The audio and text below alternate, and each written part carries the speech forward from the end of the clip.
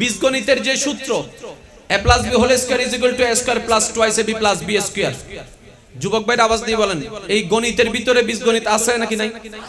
পাটিগণিত, ত্রিকোণমিতি, পরিমিতি, জ্যামিতি, এই চ্যাপ্টারগুলোর মধ্যে বীজগণিত একটা অন্যতম।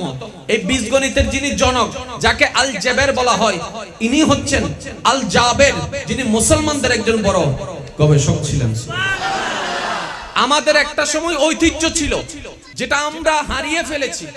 এবার জগৎ বলে তোমাদের কাছে কোরআন আছে, যেই কোরআন জালিকাল কিতাবুল লা রাইবা ফি, যেই কোরআন হচ্ছে আল কোরআনুল হাকিম।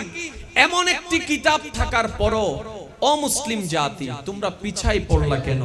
এবার মুসলমানরা ভাবতে লাগলো কোরআন থাকার পরও তো পিছাই পড়ার কোনো প্রশ্ন আসে না।